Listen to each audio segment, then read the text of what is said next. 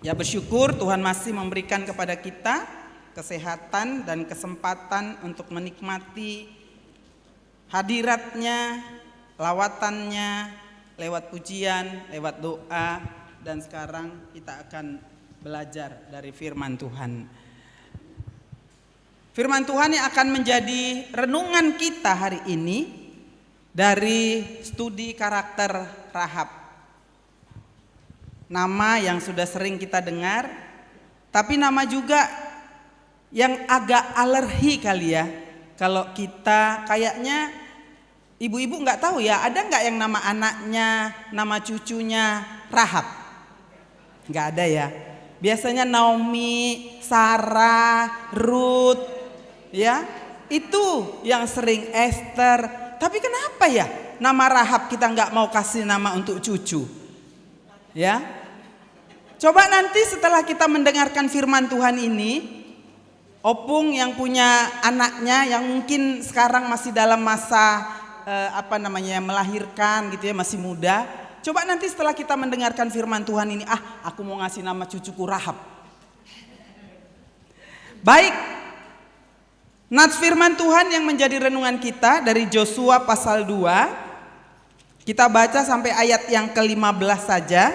Saya akan membaca ayat yang pertama, ibu-ibu baca ayat yang kedua, demikian kita bergantian di ayat 15 kita akan sama-sama membacanya. Demikian firman Tuhan, pengintai-pengintai di Yeriko, Yosua pasal 2. Sekarang saya baca ayat 1. Yosua bin Nun dengan diam-diam melepas dari Sitim 2 orang pengintai, katanya, pergilah, amat-amatilah negeri itu dan kota Yeriko.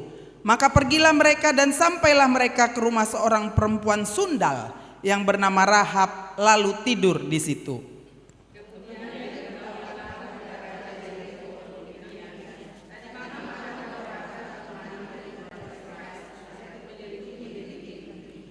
Maka Raja Yeriko menyuruh orang kepada Rahab mengatakan, bawalah keluar orang-orang yang datang kepadamu itu yang telah masuk ke dalam rumahmu, sebab mereka datang untuk menyelidik seluruh negeri ini.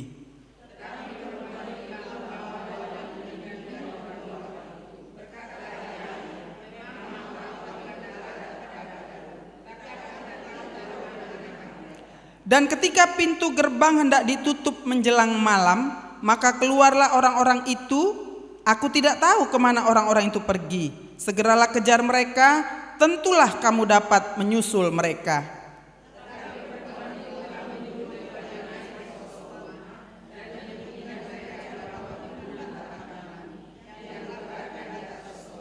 Maka pergilah orang-orang itu mengejar mereka ke arah sungai Yordan, ke tempat-tempat penyeberangan, dan ditutuplah pintu gerbang segera sesudah pengejar-pengejar itu keluar.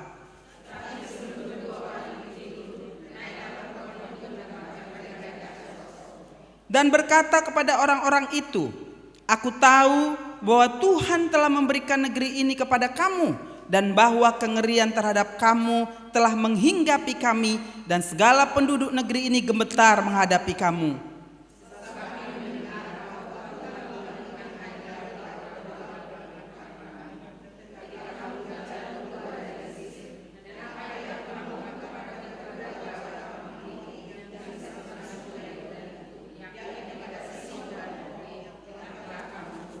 Ketika kami mendengar itu, tawarlah hati kami dan jatuhlah semangat setiap orang menghadapi kamu, sebab Tuhan Allahmu ialah Allah di langit di atas dan di bumi di bawah.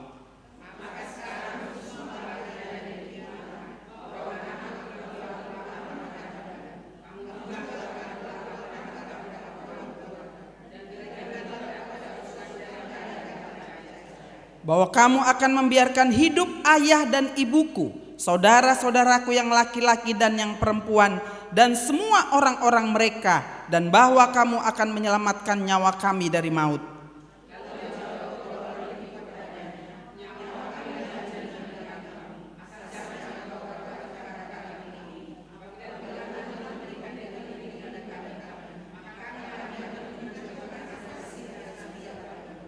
Sama-sama Kemudian perempuan itu menurunkan mereka dengan tali melalui jendela, sebab rumahnya itu letaknya pada tembok kota.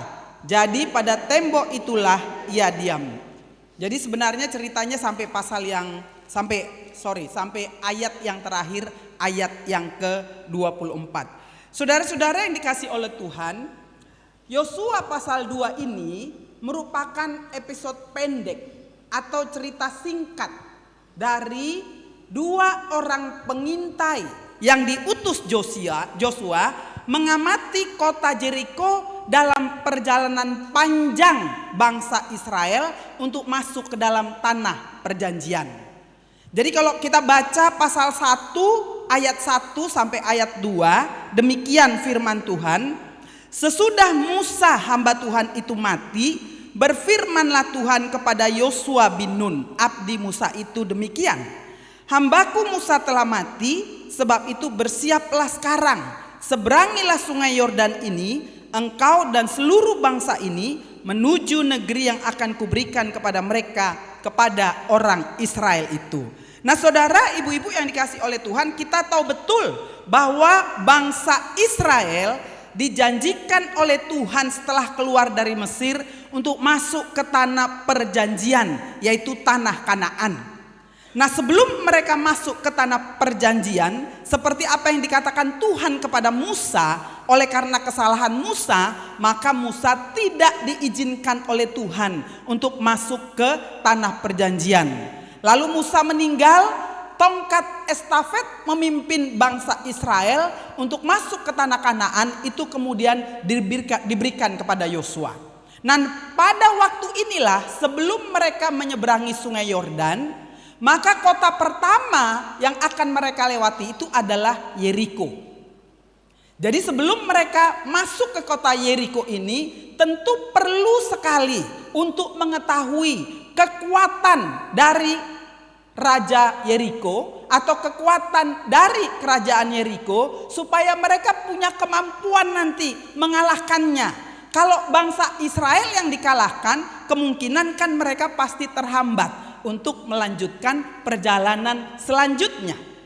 Nah saudara, karena itu Yosua mengirimkan 2 pengintai untuk masuk ke kota Yeriko agar bisa mengamati dan kemudian bisa membawa pulang apakah kabar tentang Yeriko itu bisa kemudian menjanjikan bangsa Israel untuk mengalahkan Yeriko. Nah, ibu-ibu yang dikasih oleh Tuhan, tokoh utama dalam Yosua pasal 2 ini, kalau kita perhatikan tadi sudah kita baca bersama, itu adalah 2 orang pengintai dan 1 wanita yang namanya, yang kita bilang tadi kita nggak suka dengan namanya, ya. Karena jelas sekali di sini dikatakan, maka pergilah mereka dan sampailah mereka ke rumah seorang perempuan sundal. Kalau perempuan sundal mungkin masih agak sopan ya. Tapi kemudian kalau Yakobus menuliskannya itu agak lantang, agak nggak enak didengar. Ya dengan bahasa umum lainnya lah. Dikatakan dalam Yakobus 2 ayat yang ke-25 dikatakan, dan bukankah demikian juga Rahab pelacur? Iya. Ya kalau udah dibilang pelacur, makanya saya bilang tadi, ada nggak ini ibu-ibu opung-opung yang menamakan cucunya Rahab? Kayaknya kok susah kali ya. Kayaknya nggak ada gitu. Sayangnya saya nggak punya suami, jadi nggak bisa punya anak perempuan dan nggak bisa memberikan nama Rahab. Nah saudara, dari statusnya aja pastilah masyarakat umum memandangnya kalau perempuan ini perempuan rendahan, ya, perempuan yang terpinggirkan, perempuan yang tidak pantas diperhitungkan. Biasanya mata kita pasti memandangnya dengan sinis. Bukan hanya mata yang memandang dengan sinis, mungkin keluar juga kata-kata dari mulut kita, kata-kata yang menghakimi orang-orang yang seperti ini.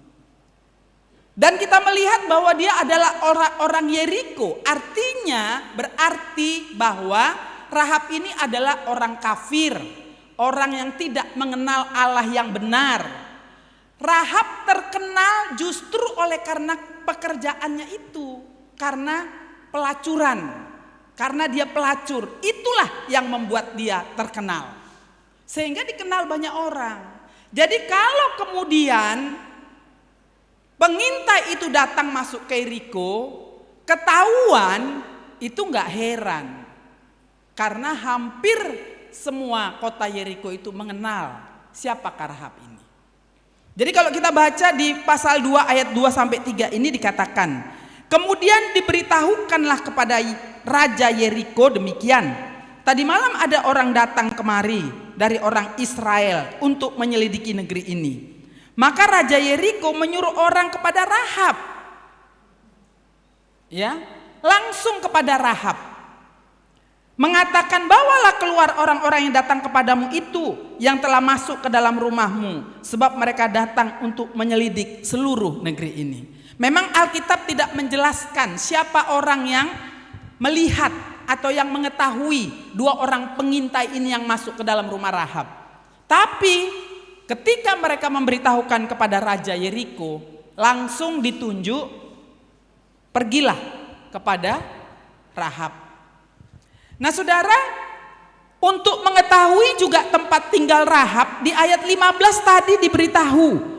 Kemudian perempuan itu menurunkan mereka dengan tali melalui jendela, sebab rumahnya itu letaknya pada tembok kota. Jadi lengket ya sama tembok kotanya. Jadi kemungkinan orang cepat melihat siapa yang datang, pasti cepat ketahuan. Ya, jadi bukan ada jedahnya. Di situ dikatakan rumahnya itu letaknya pada tembok kota. Jadi pada tembok itulah dia diam. Jadi rumah tempel ini sepertinya, ya. Sehingga kalau kita lihat, ya memang dia harus bisa menurunkan pengintai Israel itu nanti dengan tali lewat jendela dari tembok itu. Jadi kan langsung itu. Dari jendela rumah langsung ke tembok itu, sehingga mereka kemudian nanti bisa keluar. Tapi dari informasi yang lain, rumah Rahab ini juga termasuk tempat penginapan untuk para pengembara. Jadi kalau ada orang yang datang dari luar Yeriko, kemudian mereka untuk melanjutkan perjalanan, bisa sudah malam, mereka singgah dulu. Biasanya kalau kita sekarang banyaklah itu ya, apakah itu hotel, penginapan yang lain yang sederhana, tempat singgah sementara. Apakah itu yang kemudian menjadikan Rahab ini pelacur, atau karena dia pelacur kemudian buka usaha penginapan? Itu Alkitab tidak menjelaskan. Tapi kira-kira begitulah keberadaan Rahab yang kita perhatikan di sini. Nah saudara yang dikasih oleh Tuhan, untuk kedua pengintai, karena mereka juga adalah tokoh, mengapa mereka harus memilih tinggal di rumah Rahab? Alasannya, yang pertama tadi sudah kita katakan bahwa rumah Rahab itu termasuk tempat penginapan untuk orang asing. Jadi mereka tidak capek-capek, langsung mereka datang ataupun masuk ke rumah Rahab. Kemudian karena lokasinya menempel dengan tembok kota, bisa mereka tidak mengetahui tempat-tempat yang lain. Itu tempat yang lebih mudah untuk dijangkau, sehingga mereka tinggallah langsung menginap di sana. Tapi artinya kalau kita mau melihat secara rohani, pertolongan Tuhan itu selalu datang dengan tidak terduga. Kenapa? Kalau kita lihat, Rahab itu bukan orang Israel. Rahab itu tahu yang datang itu, orang yang dua itu adalah orang Israel. Apa dia nggak merasa takut? Itu yang pertama. Yang kedua, Rahab juga pastilah dia nggak mau kalau kotanya sekaligus rumahnya nanti akan dihancurkan. Tapi itulah pertolongan Tuhan, dan yang kita lihat kemudian nanti selanjutnya, betapa luar biasanya pemeliharaan Tuhan terhadap bangsa Israel ini untuk masuk ke dalam tanah perjanjian.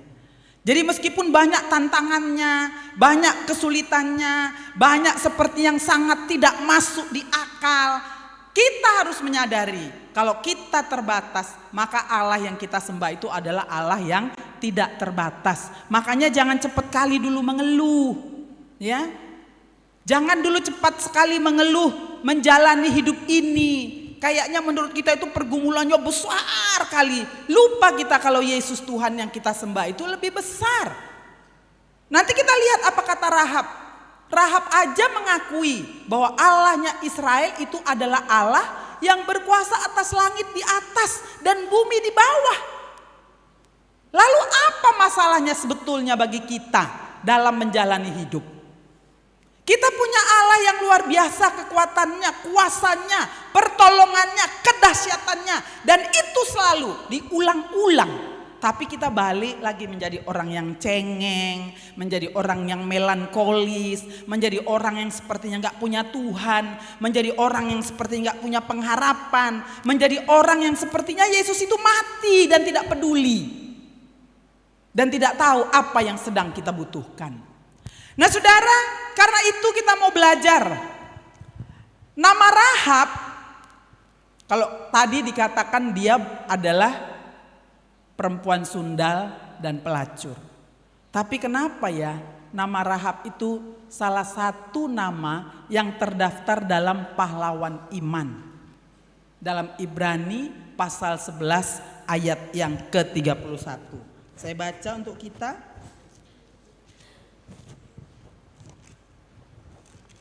Dikatakan demikian. Karena iman, maka Rahab perempuan sundal itu tidak turut binasa bersama-sama dengan orang-orang durhaka, karena ia telah menyambut pengintai-pengintai itu dengan baik. Kita tahu Ibrani pasal 11 ini berbicara tentang saksi-saksi iman. Dan nama Rahab pelacur itu menjadi salah satu nama yang dicatat oleh penulis Ibrani. Dan kemudian Yakobus juga mencatatnya dalam pasal 2 ayat 25 yang kita baca tadi. Dikatakan, dan bukankah demikian juga Rahab pelacur itu, malah ditekankan ya. Kenapa mesti ditulis pelacur itu? Artinya kan supaya kita betul-betul paham. Orang datang dari latar belakang kegelapan, kehinaan, kejelekan, kebobrokan, sekalipun tetap adalah orang yang dikasihi oleh Tuhan. Dikatakan di sini, dibenarkan karena perbuatan-perbuatannya ketika ia menyembunyikan orang-orang yang disuruh itu di dalam rumahnya, lalu menolong mereka lolos melalui jalan lain. Saudara yang dikasihi oleh Tuhan. Dan yang paling gak masuk di akal mungkin ya menurut kita ya. Dia tercatat dalam silsilah Tuhan Yesus. Matius 1 ayat 5. Boleh kita baca? Matius pasal 1 ayat 5. Siapa yang dapat duluan aja supaya gak menunggu?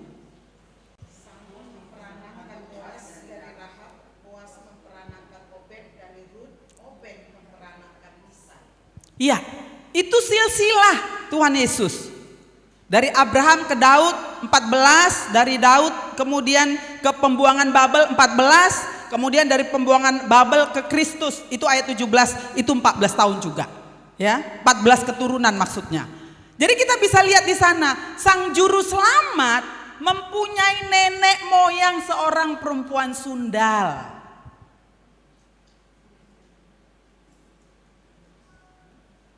Ya,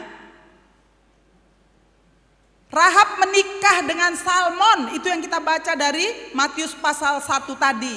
Salmon itu adalah dari suku Yehuda. Dan mereka melahirkan Boas. Kalau kita urut lagi, Boas menikah dengan Ruth. Ruth itu adalah perempuan Moab yang tidak percaya kepada Allahnya Israel. Tapi karena mertuanya yang cinta kepada Tuhan dan cinta kepada menantunya, maka bertobatlah Ruth ini para mertua udah ada enggak menantunya yang bertobat menerima Yesus karena kesaksian kita? Atau kita tetap jadi mertua-mertua yang judes, mertua-mertua yang bengis, mertua-mertua yang kasar, mertua-mertua yang selalu menyakitkan hati menantunya? Kita kagum kepada Naomi, tapi kenapa kita tidak belajar? Menjadi silsilah dalam kelahiran Tuhan Yesus. Ada dua menantunya, yang satu putus harapan Orpa. Tapi kalau Naomi kalau Ruth apa katanya? Allahmu adalah Allahku, bangsamu adalah bangsaku, Tuhanmu adalah Tuhanku.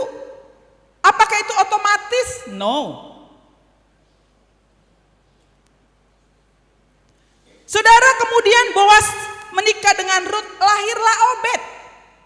Obed kemudian memperanakkan Isai, dan Isai itulah kemudian memperanakkan Daud.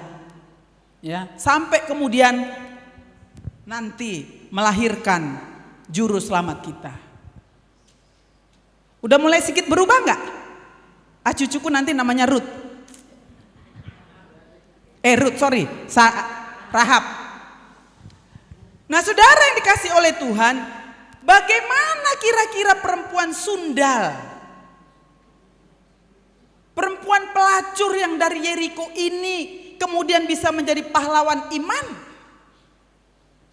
Kita akan lihat dari perikop yang kita baca ini tadi, sekaligus kita mau belajar tentang hidupnya, tentang karakternya, baik itu kekuatan dan kelemahan yang dimiliki oleh Rahab. Tentunya sekaligus menjadi evaluasi bagi kita. Kalau belajar firman Tuhan kan gitu ya, harus ada evaluasi praktis. Tuhan, aku belum seperti itu. Aku mau bertobat Tuhan, aku mau berubah Tuhan, supaya firman Tuhan itu tidak balik begitu aja dari kita. Ya, kalau kita belajar firman Tuhan, kalau kita diizinkan oleh Tuhan ada di tempat ini, tentu bukan kebetulan. Ada maksud Tuhan untuk kita semakin bertumbuh maju di dalam kualitas rohani kita, baik itu secara pengetahuan maupun perubahan-perubahan karakter, perubahan-perubahan praktis yang dituntut oleh Tuhan dari kita masing-masing. Saudara, ibu-ibu yang dikasih oleh Tuhan, kelemahannya, kita mau lihat kelemahannya. Ayat 1b tadi sudah kita nyatakan, mencari uangnya itu dengan menjual diri. Itu satu kelemahannya. Kenapalah harus menjual diri? Apa enggak ada pekerjaan yang lain? Kan itu kemungkinan pertanyaan yang muncul kepada kita. Kalau kita enggak menjual diri, kira-kira apa yang menjadi kelemahan kita? Banyak orang yang katanya percaya kepada Tuhan tapi masih membungakan uang. Mencari uang melalui membungakan uang, jadi rentenir. Sudah firman Tuhan keras berbicara, itu tidak boleh dilakukan. Jangan kamu melakukan, itu kata firman Tuhan. Tapi banyak orang sudah bertahun-tahun sudah menaikkan penyembahannya, pengagungannya, bahwa menyatakan Allah itu dahsyat, Allah itu luar biasa, tapi lupa kalau itu adalah Allah yang maha kudus. Orang-orang yang menyatakan diri sebagai anak-anak Tuhan, Tuhan tidak mau kita tercemar dengan dosa-dosa yang mencari uang seperti yang kita mau. Itu Tuhan tidak mau.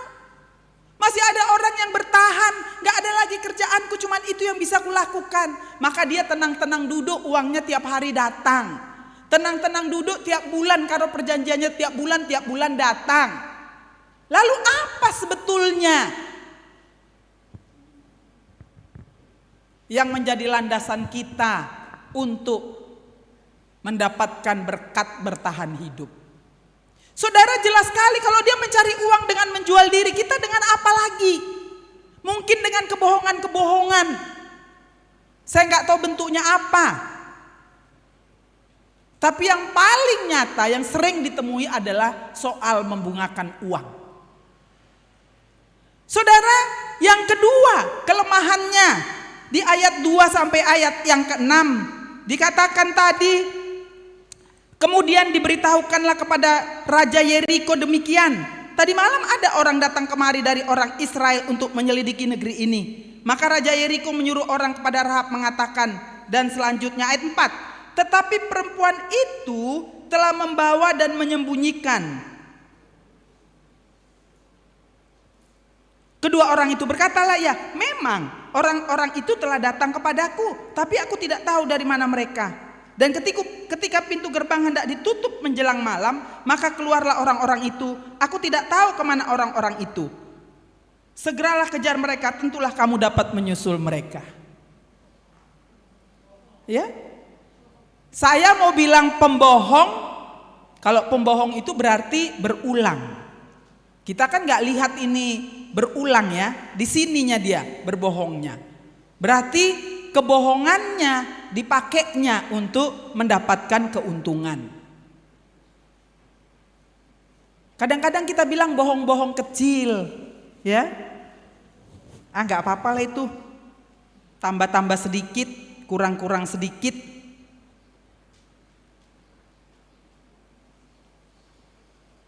Sebenarnya kita tahunya itu bohong. Tapi demi keuntungan pribadi, ya nggak apa-apalah dilakukan. Nggak tahu kok dia. Kita kadang-kadang lupa ya, yang melihat kita sebetulnya siapa sih? Iya kan? Lalu waktu berdoanya kayak mana bilangnya? Alah nggak taunya dia Tuhan, nggak ada kok yang tahu. Mungkin waktu kita berbohong itu mata Tuhan lagi buta kali ya. Jadi tidak melihat apa yang kita lakukan. Bohong-bohong kecil. Ini bukan bohong kecil lagi. Bohong besar. Nanti kita lihat di kekuatannya. Sebenarnya ini kan resikonya besar. Kalaulah ketahuan dua pengintai itu nginap betul, apakah Rahab dan keluarganya tidak dibunuh oleh Raja Yeriko? Tapi dia berani untuk menutupi, untuk berbohong. Menyatakan, pandai kali dia bilang ya, ketika pintu gerbang hendak ditutup menjelang malam, maka keluarlah. Bahkan ayat 6, tapi perempuan itu telah menyuruh keduanya, maka pergilah orang-orang itu mengejar mereka ke arah sungai Yordan. Oh, ayat 5b, segeralah kejar mereka, tentulah kamu dapat menyusul mereka. Padahal dia ada di rumahnya. Waduh, pinter sekali ini si Rahab ini ya. Mungkin sampai di sini memang nggak cocok lah ini nama cucu kita atau anak kita ya. Sampai di sini karena Rahab mau melindungi dua nyawa pengintai ini, tapi dengan cara yang tidak benar. Yang ketiga, kelemahannya. Ayat 12 sampai ayat yang ke-13. Maka sekarang bersumpahlah kiranya demi Tuhan, bahwa karena aku telah berlaku ramah terhadapmu, kamu juga akan berlaku ramah terhadap kaum keluargaku. Dan berikanlah kepadaku suatu tanda yang dapat dipercaya, bahwa kamu akan membiarkan hidup ayah dan ibuku, saudara-saudaraku yang laki-laki dan perempuan, dan semua orang-orang mereka, dan bahwa kamu akan menyelamatkan nyawa kami dari maut. Kamu juga akan berlaku ramah. Saudara, ada kita lihat di sini menuntut balas. Kalau aku sudah lakukan yang baik, kau harus melakukan yang baik lah. Jangan aku melakukan yang baik samamu, kau balas dengan perlakuan yang tidak baik. Nah, ini kita juga masih sering terjebak di sini. Ya. Kita selalu menghitung-hitung perbuatan baik yang sudah kita lakukan. Ketika orang yang sudah menerima perbuatan baik dari kita itu kemudian membalas, mungkin juga tidak sengaja dia melakukan itu, tapi bagi kita itu sesuatu yang fatal. Enak aja dia, aku aja yang baik sama dia. Belum pernah pun dilakukan yang baik sama aku, udah menyakitiku. Kan berarti kasih kita tidak tulus. Motivasi kita di dalam memberi motivasi kita di dalam memperhatikan, motivasi kita di dalam merangkul, bukan lagi karena ketulusan dan kemurnian hati, tapi ada embel-embel di sana. Bahkan mungkin embel-embelnya, aku dekat-dekatlah sama dia, baik-baikin dulu dia, biar nanti satu waktu kalau aku butuh dia pasti menolong aku. Ini masih ada hal-hal yang mungkin juga menurut kita sederhana, tapi tidak secara kebetulan juga konteks ini dituliskan untuk kita belajar. Ternyata menuntut balas itu sesuatu yang tidak tulus, motivasinya salah, motivasinya tidak benar. Dan yang paling gak enak, kalau orang melakukan itu kepada kita, maka kemudian kita akan sakit hati. Ini kalau anak-anak Tuhan, orang-orang yang udah belajar banyak firman Tuhan, masih gampang-gampang sakit hati, gampang-gampang tersinggung. Agak bingung juga memang saya sebetulnya. Siapa yang masih gampang tersinggung di sini? Yang gampang sakit hati di sini. Ya, belajar loh tiap hari firman Tuhan. Bahkan bagi kita yang belajar firman Tuhan setiap hari, saya gak tahu apa yang kita dapat dari renungan pagi kita. Yang belajar dalam kelompok pemuritan, yang belajar dalam KTB, banyak sekali yang sudah dipelajari. Tapi hal kecil aja tentang ketersinggungan, tentang sakit hati, masih sering terjadi. Agak bingung gak sih? Padahal kalau kita baca di dalam Filipi pasal 2 ayat 1 itu, ciri-ciri orang yang di dalam Tuhan, di situ dikatakan apa? Ada nasihat, ada persekutuan roh, ada penghiburan kasih, ada kasih mesra. Baru dia bisa satu hati, satu jiwa untuk mencapai tujuan. Tapi kalau nggak ada ciri-ciri itu, ibu-ibu bagaimana kita mau sehati, mau sepikir, termasuklah ini dalam rumah tangga. Ya saya nggak kenal suami ibu-ibu, bisa dikatakan 99% lah saya nggak kenal.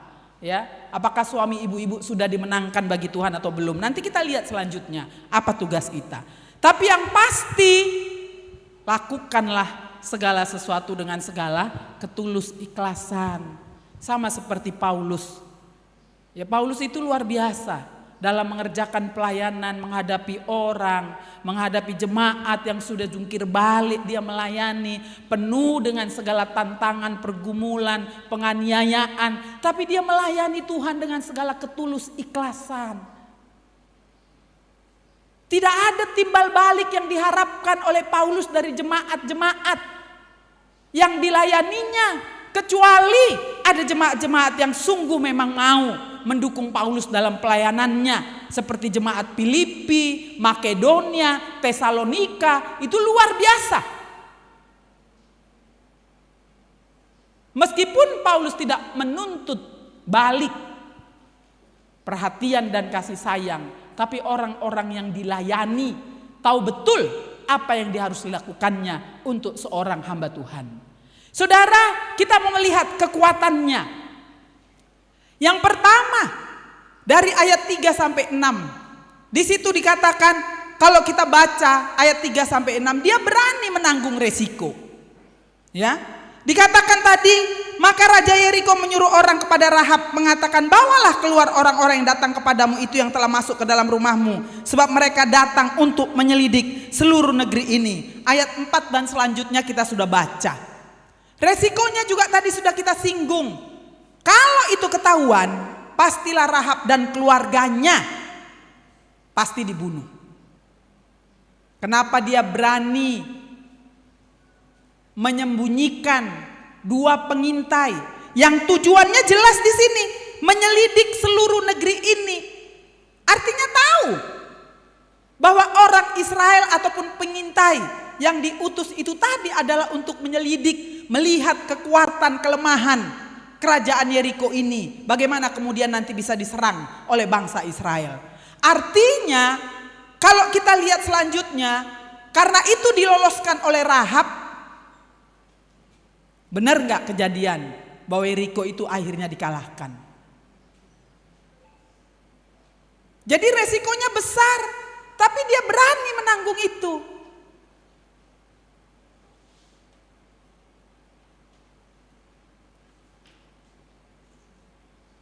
Kita kadang-kadang dalam pelayanan pun gak berani ya.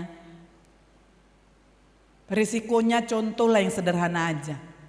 Kita tahu teman kita melakukan satu yang salah, tapi gak berani kita mendatangi, menegur, ya, menasehati. Gak usahlah Kak, nanti sakit hati dia.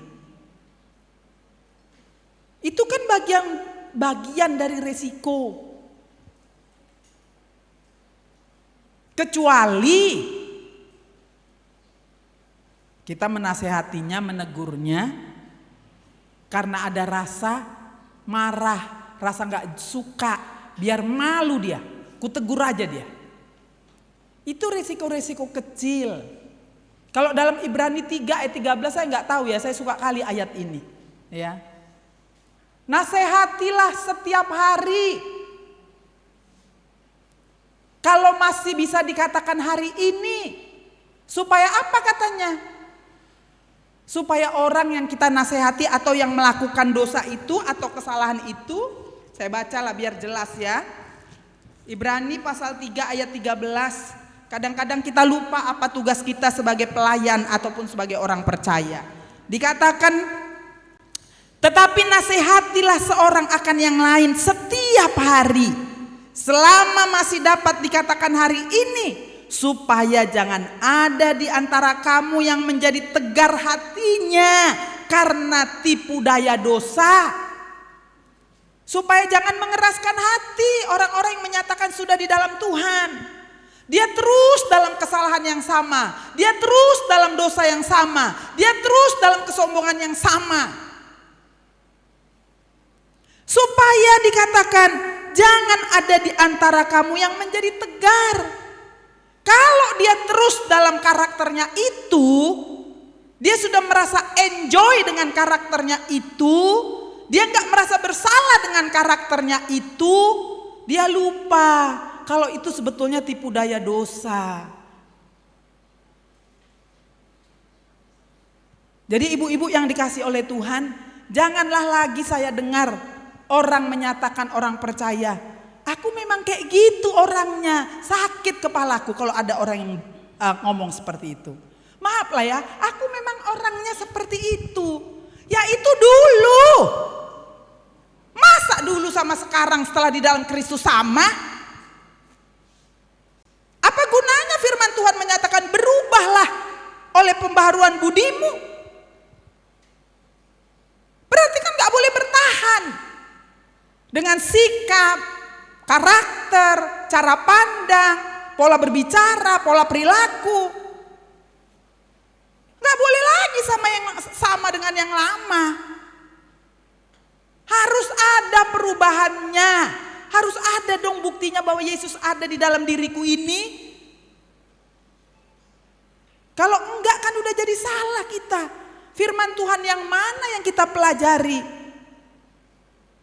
Saudara yang dikasih oleh Tuhan, ada resiko-resiko ya, tapi kan caranya harus baik lah. Mungkin kita ajak, ayo kita dulu ya ngopi-ngopi. Nah, ibu-ibu aja sekarang sering kalinya saya lihat sikit-sikit ke apa itu namanya, ke kafe-kafe. Makanannya nggak enaknya di kafe itu, harganya mahal. Tapi suka kali ibu-ibu lagi ngetren ya kan, ayo ke sana. Tapi kalau ada misinya nggak apa-apa lah. Aku mau ngobrol dulu dari hati ke hati, ya kan? Ada satu kesalahan yang berulang dilakukannya, tapi berdoa dulu sungguh-sungguh sama Tuhan. Jangan seperti orang menghakimi juga seakan-akan dia gak punya kelemahan. Saudara berani menanggung resiko, pasti ada resikonya. Tapi saya yakin Tuhan akan bekerja secara luar biasa. Yang kedua, kekuatannya. Saudara yang dikasih oleh Tuhan, inilah kemudian yang membawa perubahan yang luar biasa bagi Rahab. Dikatakan ayat 8 sampai ayat 11. Tetapi sebelum kedua orang itu tidur, naiklah perempuan itu mendapatkan mereka di atas sotoh. Karena kedua pengintai itu disembunyikan di atas sotoh, di atas atap, bahkan ditimbun katanya dengan batang rami ya. Jadi orang itu tidur, ditutuplah ini dengan batang rami supaya nggak ketahuan. Lalu apa kata Rahab? Dan berkata kepada orang-orang itu, aku tahu bahwa Tuhan telah memberikan negeri ini kepada kamu, dan bahwa kengerian terhadap kamu telah menghinggapi kami, dan segala penduduk negeri ini gemetar menghadapi kamu. Sebab kami mendengar bahwa Tuhan telah mengeringkan air laut Teberau di depan kamu ketika kamu berjalan keluar dari Mesir, dan apa yang kamu lakukan kepada kedua raja orang Amor yang di seberang sungai Yordan itu, yakni kepada Sihon dan Og yang telah kamu tumpas.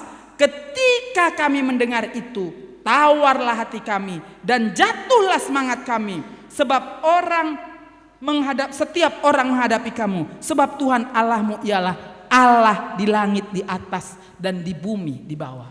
Saudara yang dikasih oleh Tuhan, ternyata Rahab ini meskipun seorang pelacur, telinganya ini mendengar juga begitu banyak informasi yang berbicara tentang siapakah bangsa Israel ini. Dan Rahab percaya kepada Allahnya Israel dan kuasanya. Meskipun dia orang kafir, tapi karena dia mendengar berita tentang Allahnya bangsa Israel yang dahsyat, yang hebat, yang berkuasa. Bagi Rahab, dia lebih percaya kepada Allahnya Israel daripada Raja Yeriko. Saudara yang dikasih oleh Tuhan, Rahab mengimani Allahnya bangsa Israel dengan dasar yang kuat. Kalau kita baca bagaimana Keluaran 14 ayat 21, laut Teberau terbelah ketika bangsa Israel keluar dari Mesir, dan mereka bisa menyeberangi lautan itu. Dan setelah bangsa Israel itu semua menyeberang, bisanya kemudian laut itu tertutup kembali ketika tentara Mesir ada di tengah. Aneh enggak? Kagum enggak? Dahsyat enggak? Kalau Rahab aja pelacur percaya, kenapa kita cuma kagum dengan perbuatan Allah? Karena kalau orang percaya harus bisa sekali lagi membuktikan imannya sebagai orang percaya kepada Allah. Dan bagaimana kemudian Rahab juga mendengar kehebatan bangsa Israel ini dalam mengalahkan raja-raja yang ada di orang Amori, ya. Kekuatannya luar biasa, perlengkapan perangnya luar biasa, tapi itu juga bisa dikalahkan oleh bangsa Israel. Nah, saudara yang dikasih oleh Tuhan, Rahab mengakui bahwa Allah Israel adalah Allah yang berkuasa di langit di atas dan juga di bumi di bawah. Saudara, Rahab dibenarkan karena imannya kepada Allah Israel melalui actionnya, tindakannya, sama seperti apa yang dilakukan oleh Abraham. Saudara, kalau Rahab sebagai seorang pelacur pun dia peduli dengan kotanya. Dia peduli dengan berita-berita yang didengarnya. Dia peduli dengan semua apa yang sedang terjadi. Kita akan lihat pertobatan Rahab yang luar biasa. Saudara, Rahab, dia rela meninggalkan kotanya dan meninggalkan rumahnya. Rahab, dia siap meninggalkan kepercayaannya yang lama. Orang kafir tentunya yang dilakukan, yang disembahnya adalah Allah berhala. Apakah itu bentuknya patung, pohon, dan yang lainnya. Dia siap meninggalkan itu. Dan yang luar biasa, dia siap meninggalkan profesinya. Meskipun dia belum tahu nanti jaminannya apakah kemudian dia dapat pekerjaan atau enggak. Saudara yang dikasih oleh Tuhan, dia memutuskan untuk tinggal di tengah-tengah bangsa Israel bersama dengan keluarganya. Kalau kita lihat dalam Yosua pasal 6, saya akan baca ayat 17 dikatakan, dan kota itu dengan segala isinya akan dihususkan bagi Tuhan untuk dimusnahkan. Hanya Rahab perempuan sundal itu akan tetap hidup, ia dengan semua orang yang bersama-sama dengan dia dalam rumah itu, karena ia telah menyembunyikan orang suruhan yang kita suruh. Ayat 22 pasal 6 dikatakan, tetapi kepada kedua orang pengintai negeri itu Yosua berkata, masuklah ke dalam rumah perempuan sundal itu, dan bawalah keluar perempuan itu dan semua orang yang bersama-sama dengan dia, seperti yang telah kamu janjikan dengan bersumpah kepadanya. Lalu masuklah kedua pengintai muda itu dan membawa keluar Rahab dan ayahnya, ibunya, saudara-saudaranya, dan semua orang yang bersama-sama dengan dia, bahkan seluruh kaumnya dibawa mereka keluar. Lalu mereka menunjukkan kepadanya tempat tinggal di luar perkemahan orang Israel. Tetapi kota itu dan segala sesuatu yang ada di dalamnya, maksudnya Yeriko, dibakar mereka dengan api. Hanya emas dan perak, barang-barang tembaga dan besi ditaruh mereka di dalam perbendaharaan rumah Tuhan. Ayat 25, demikianlah Rahab perempuan sundal itu dan keluarganya serta semua orang yang bersama-sama dengan dia dibiarkan hidup oleh Yosua. Maka diamlah perempuan itu di tengah-tengah orang Israel sampai sekarang, ketika surat ini dituliskan tentunya, karena ia telah menyembunyikan orang suruhan yang disuruh Yosua mengintai Yeriko. Artinya kalau Abraham kan Tuhan katakan pergilah, tapi nggak tahu tempat yang dituju.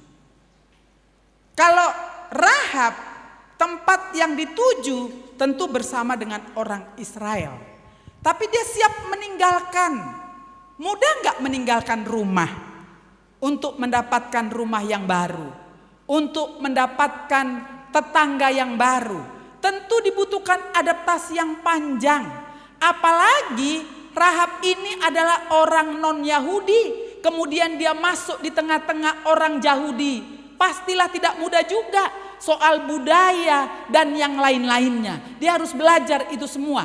Tapi dia siap meninggalkan semuanya karena Allahnya Israel. Dia percaya dan mengaku bahwa Allah Israel itulah Allah yang dahsyat dan luar biasa. Dan dia mengambil keputusan di situ. Dan meskipun dia seorang pelacur, Tuhan siapkan suami dari suku Yehuda yang didapatnya ketika dia ada bersama-sama dengan orang Israel menjadi suaminya.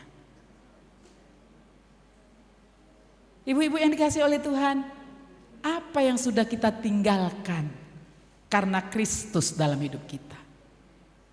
Apa yang sudah kita tinggalkan?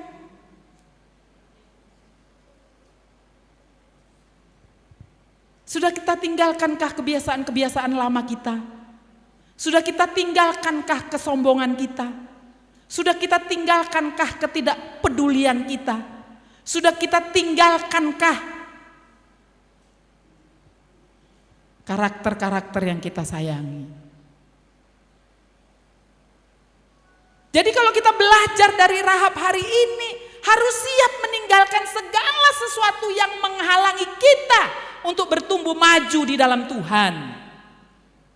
Kalau kita menyatakan bahwa kita mengasihi Yesus, harus ada buktinya. Itu yang dikatakan oleh Rahab. Dia percaya kepada Allahnya Israel. Dia mengakui Allahnya Israel. Allahnya Israel lebih hebat dari Raja Yeriko, karena dia adalah Allah yang berkuasa terhadap langit, bumi, laut, dan segala apa yang ada di dalamnya. Dia rela meninggalkan semuanya itu. Dan kemudian dia hidup bersama-sama dengan bangsa Israel yang percaya kepada Allah yang sudah membawa bangsa Israel keluar dari tanah perbudakan Mesir. Saudara, apa yang masih kita pegang kuat? Apa yang masih kita cintai? Kita tahu itu menghalangi pertumbuhan kita. Kita tahu itu menghalangi kesungguhan kita di dalam Tuhan. Tapi kita masih terlalu sayang.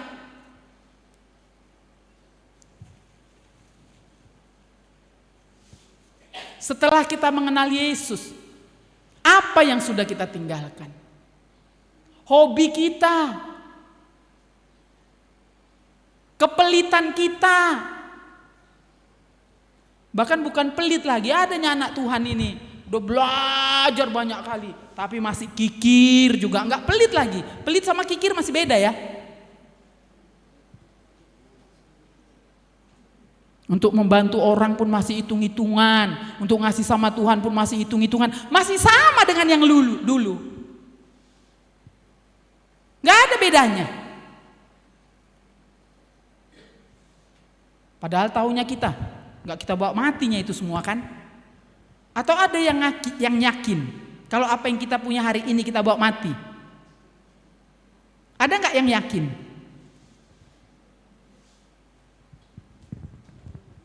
Saudara memutuskan untuk meninggalkan semuanya, beriman kepada Allah Israel dengan tradisi Yahudi, dan Tuhan memberikan berkat. Apakah menurut kita dia dikasih jodoh itu nggak berkat?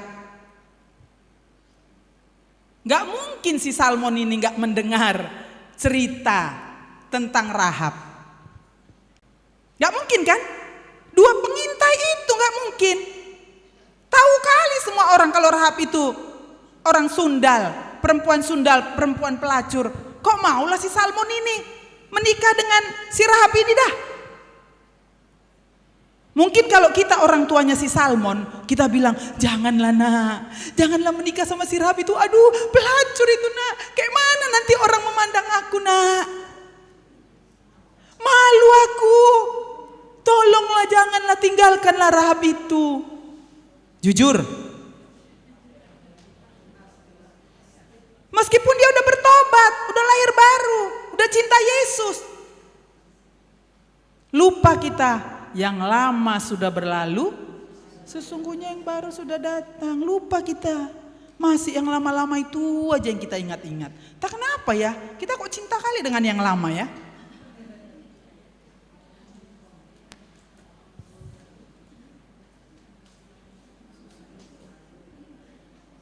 Susah katanya. Payah nanti kalau kita cerita susah. Firman Tuhan menyatakan, kalau kita menyatakan kita ada dalam Kristus, maka Ia telah menyalibkan daging dengan segala keinginannya. Bukan akan loh di situ. Galatia 5 ayat 24. Telah, kita aja yang masih sayang. Kan itu udah diselesaikan sih waktu kita terima Yesus. Selesailah itu yang lama itu. Memulai yang baru bersama dengan Kristus. Starting pointnya ketika kita menerima Tuhan Yesus. Kita sudah dikuduskan. Waktu terima Yesus itu semua perlakuan kita yang lama sudah selesai. Starting point sebagai manusia baru yang sudah dikuduskan, itulah yang kita isi terus.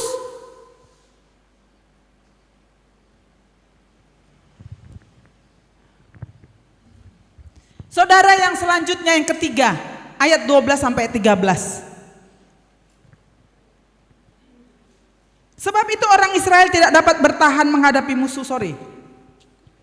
Maka sekarang bersumpahlah kiranya demi Tuhan, bahwa karena aku telah berlaku ramah terhadapmu, kamu juga akan berlaku ramah terhadap kaum keluargaku. Dan berikanlah kepadaku suatu tanda yang dapat dipercaya, bahwa kamu akan membiarkan hidup ayahku, ibuku, saudara-saudaraku laki-laki dan perempuan, dan semua orang-orang mereka, dan bahwa kamu akan menyelamatkan.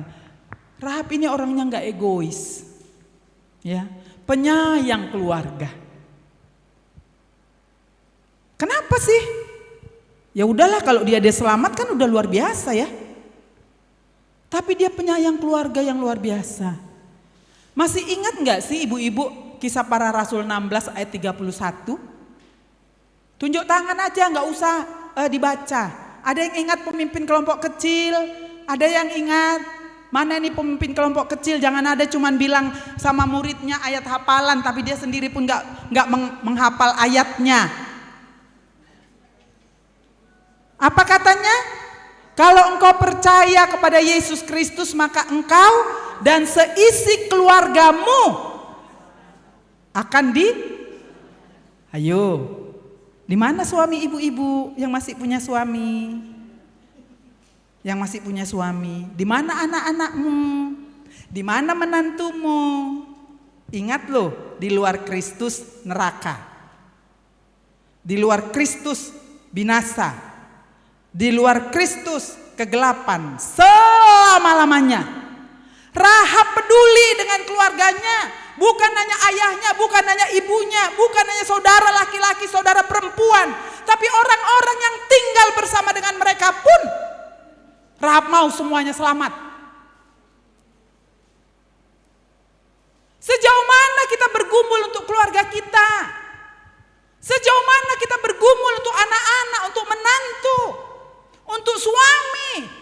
Kita bilang I love you Pak setiap pagi. Tapi kita nggak tahu kalau dia di luar Kristus, berarti kita egois dong. Yang penting aku masuk surga lah, suamiku tuh urusannya lah sama Tuhan.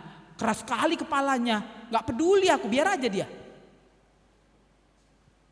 Gimana itu? Dia peduli, makanya saya bilang kasih nama Rahab. Yang mau cinta sama keluarganya, berjuang demi keluarganya, membawa jiwanya, membawa keluarganya untuk dimenangkan bagi Tuhan. Ibu-ibu, makanya anak-anak Tuhan itu sebetulnya gak bisa terlalu santai.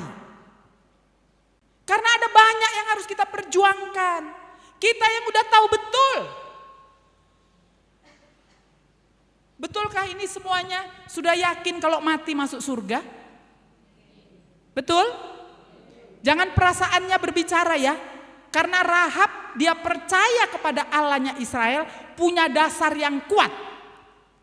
Kita pun kalau kita katakan bahwa kita sudah memiliki surga, nama kita tercatat dalam buku kehidupan Tuhan, harus punya dasar yang kuat. Karena kalau kita punya dasar yang kuat, maka saya yakin tidak ada satu orang pun di antara kita yang santai-santai membiarkan keluarga kita masih dalam kegelapan. Saya yakin itu. Orangnya jauh-jauh Bu, gimana saya menginjili? Ada banyak sekarang cara.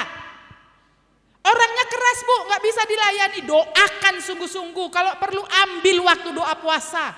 Sebut nama mereka masih satu-satu. Bilang sama Tuhan, Tuhan kau yang janji kalau kau percaya kepada Yesus, maka engkau dan seisi keluargaku. Mana janjimu Tuhan? Ini doaku, lembutkan hati mereka. Tolong Tuhan, saya gak tahu bagaimana caranya. Tapi yang ku tahu itu janjimu dan aku akan pegang janjimu itu untukku. Tapi ingat, diikuti dengan kesaksian hidup. Kalau kita pun masih dilihat cerewet, pelit, pemarah, ya, suka menghakimi, menuduh dan yang lain-lain. Bagaimana mereka bisa melihat Yesus yang hidup itu di dalam hidup kita? Dan bagaimana mereka kemudian tertarik untuk mengikuti Yesus? Dia aja yang udah di dalam Tuhan gak nampak kok kesaksiannya luar biasa, masih jahatnya luar biasa. Pelitnya luar biasa sama kami menantunya, gak pernah diperhatikan katanya coba. Rahab sangat peduli, ibu-ibu, tidak egois. Dia tidak mau selamat sendiri, dia tidak mau aman sendiri, dia tidak mau nyaman sendiri. Dia tidak mau menjadi orang yang kemudian selamat ketika Yeriko itu dibakar. Tapi dia mau, coba loh saya merenungkan, dia kenapa ya mesti diuraikan ya. Bapaknya, ya, ibunya, saudara laki-laki, saudara perempuan, dan orang-orang yang bersama. Kenapa sih Alkitab menuliskan itu?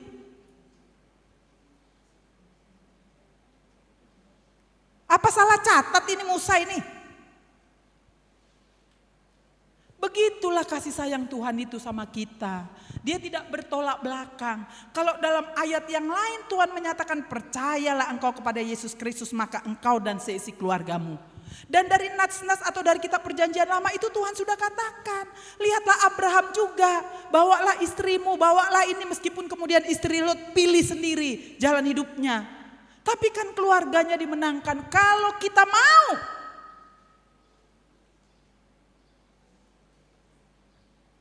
Ibu-ibu yang dikasih oleh Tuhan, janganlah menjadi orang-orang yang egois dalam hidupmu. Ya.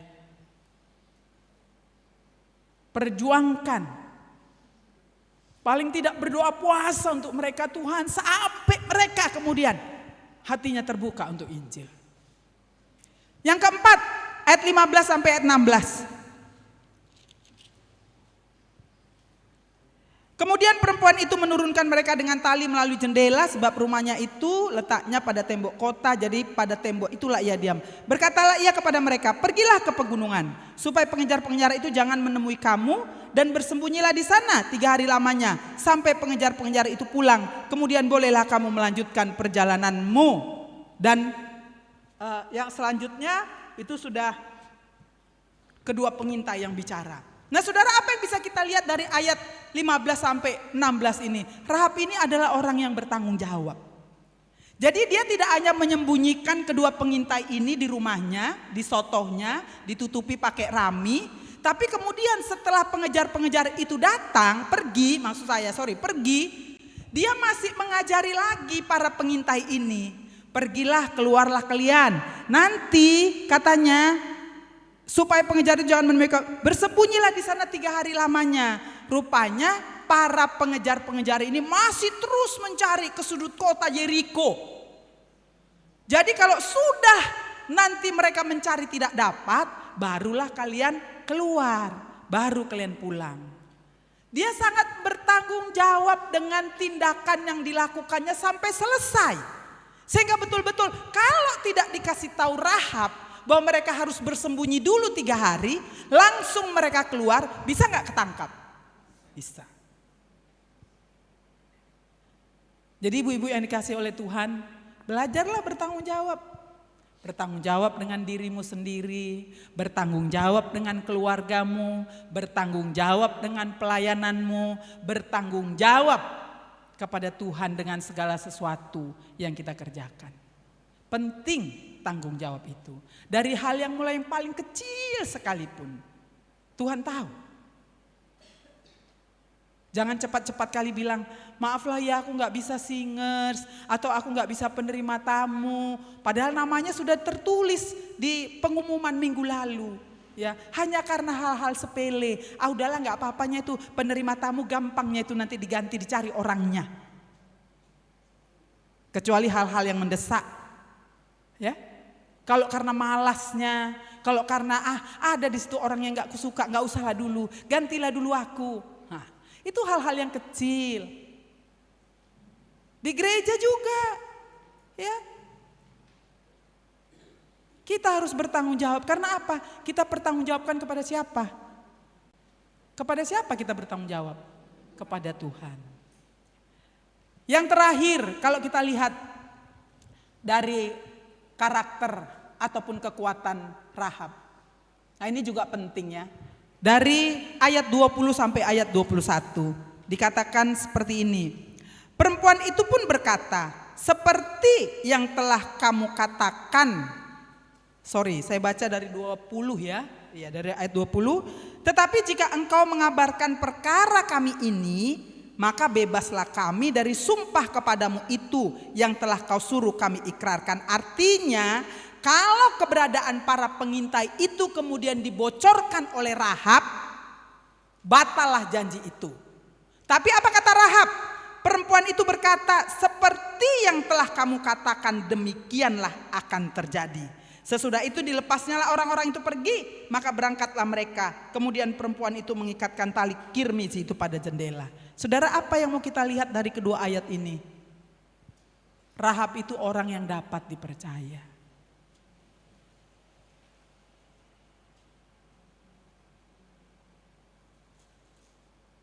Apa yang dia sudah janjikan, para pengintai itu kemudian menyatakan ulang. Jadilah seperti kesepakatan kita. Dapat dipercaya, ibu-ibu yang dikasih oleh Tuhan. Bagaimana dengan kita? Dek, kau kenapa sih dek? Gak apa-apa kak, udahlah cerita aja, kenapa kau? Tapi betul ya kak, jangan ceritakan sama orang ya kak. Cuman sama kau loh ini kak ku ceritakan. Tolong ya kak, jangan ya kak ceritakan. Udah sampai bermohon-mohon ini karena dia dipaksa. Ada juga nada paksa untuk dia menceritakan. Tolong ya kak, jangan diceritakan ya kak. Jumpalah ini. Kemarin ku tengok kau ngobrol sama si Anu, apa katanya? Sebetulnya ini katanya gak boleh lo diceritakan. Udah dibilang lu gak boleh diceritakan. Tapi ya udah gak apa-apa lah ya. Karena sama kalian ku ceritakan lah. Ibu-ibu kita dikasih berapa telinga? Mulut berapa? Telinga itu apa? Cepat mendengar firman Tuhan, itu konteksnya di Yakobus itu. Mulutnya apa? Lambat. Lambat merespon artinya doakan dulu, minta hikmat dari Tuhan, aku cerita atau enggak. Gak usah kita paksa juga orang cerita. Gak apa-apa, cerita aja. Ngapain kita suruh orang cerita? Saya sudah sering kali menyatakan ini. Kalau saya mendengar dari Ibu Dewi, saya sampaikan kepada ibu yang lain. Ada berapa hal yang bisa kemungkinan terjadi perubahannya. Perubahan jumlah kata-kata yang disampaikan pun bisa berubah. Intonasi dalam menceritakannya pun bisa berubah. Mimik, gaya, waktu kita menceritakannya pun bisa berubah. Memancing orang lain. Kenapa kita paksa-paksa orang cerita? Gak perlu. Apalagi kalau kita cerita itu ada orang lain pula lagi. Mendengarlah, harusnya cuma satu. Waktu kita ngobrol itu ada 5 orang. 5 orang yang mendengar. Udah jadi sekali 6 orang kemudian yang tahu. Padahal itu katanya suruh rahasia. Ibu-ibu yang dikasih oleh Tuhan, kalau mau menjadi konselor-konselor yang baik. Kalau mau menjadi pemimpin-pemimpin kelompok yang baik. Belajarlah untuk dapat dipercaya. Bukankah itu yang dikatakan 2 Timotius 2 ayat 2? Percayakanlah itu kepada orang yang dapat dipercaya. Enggak kepada sembarangan juga.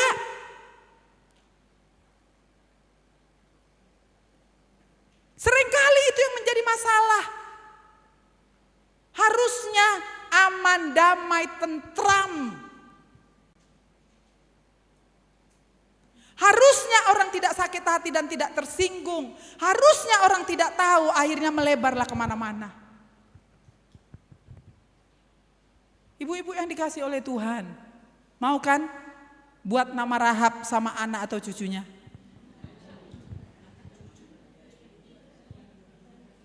Menjadi orang-orang yang dapat dipercaya.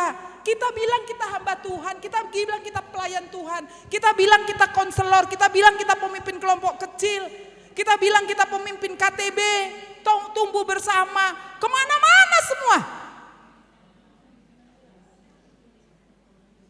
Jangan lupa loh, itu yang sering memicu perpecahan terjadi.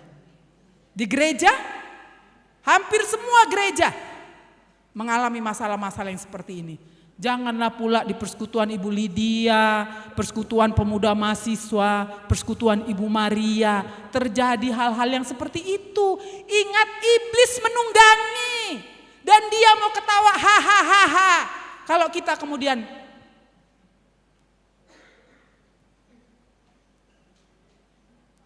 jadilah orang-orang yang dapat dipercaya.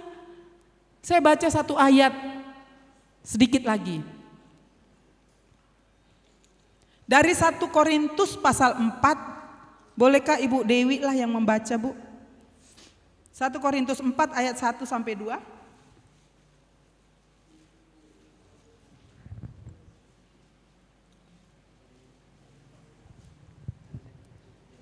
Silakan, Bu.